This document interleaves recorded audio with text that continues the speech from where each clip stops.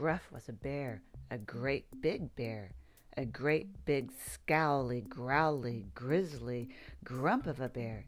He lived all alone in a musty, dusty old cave where nobody ever came to visit.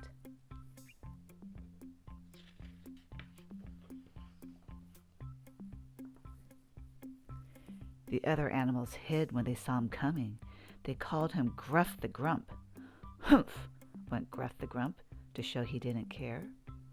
One morning, Gruff the Grump was stomping through the forest when he saw something strange.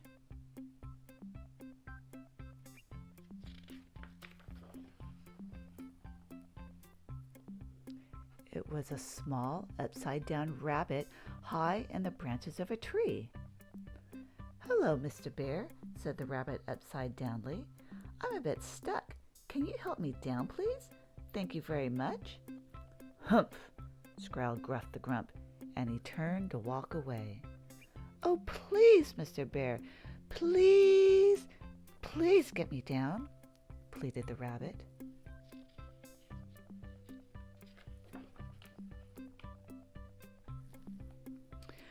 Much to Gruff the Grump's surprise, he found himself lifting the little rabbit gently down to the ground.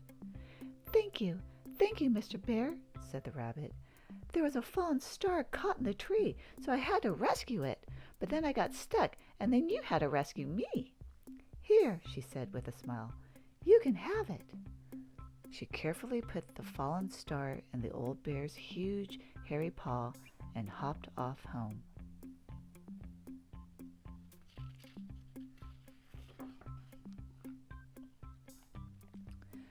Gruff the Grump thought that the star looked a lot like a leaf, but he took it home anyway and put it on his mantelpiece. It was so golden and beautiful that it made him realize just how musty and dusty his cave had become. And for the first time in a very long time, he dusted the mantelpiece and brushed away some of the cobwebs.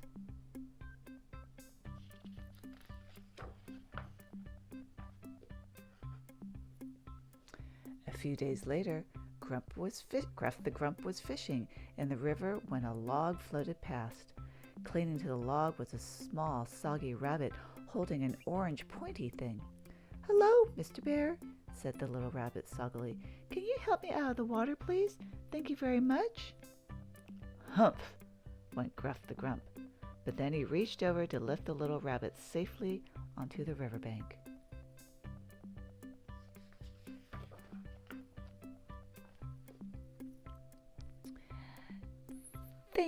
Thank you, Mr. Bear," said the rabbit. "There was a fallen star in the water, and I had to rescue it. You're very big and very kind. Will you look after it for me?" But Gruff the Grump just turned and lumbered away. He was feeling a bit funny. Nobody had ever called him kind before. "But, Mr. Bear, come back!" cried the little rabbit, running after him. "I can't look after it on my own." Okay, I'll take it," snarled Gruff the Grump, and snatching the star, he slammed his cave door behind him.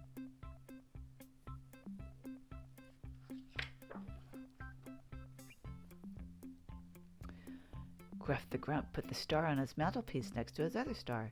They looked so clean and colorful that they made him realize just how grim and grimy his cave still was. So for the first time in a very long time, he swept up all the old pine needles from the floor. Now his cave was very clean, but it was bare and empty inside, and suddenly Gruff felt like a bear who was empty inside too. He started to feel sad. And when he finished feeling sad, he started to feel cross. And he was right in the middle of feeling cross when there was a knock on the door. "What is it now?" he shouted. It was a little rabbit with a whole barrel full of stars. "Hello, Mr. Bear," she said worn outly. "There were lots and lots of fallen stars, and I had to rescue them." "Go away!" Gruff the Grump roared. "I don't want any more stupid stars." Then, to his great surprise, the little rabbit burst into tears.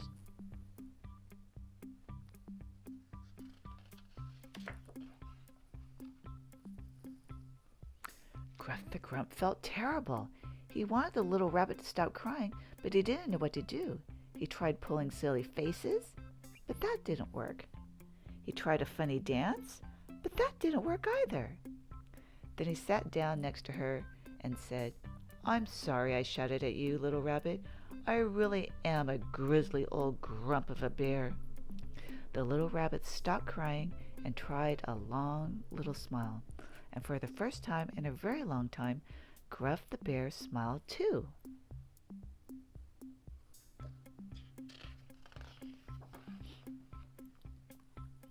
Gruff and the little rabbit scattered the stars around the cave, laughing out loud as they felt like fairy snowballs all about them.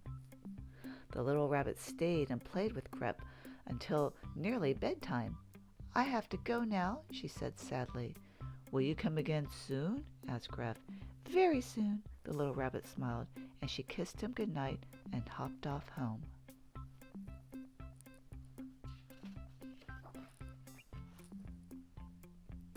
Gruff the bear gave a great big yawn and snuggled down to sleep in his warm, starry bed. And for the first time in a very long time, he was happy.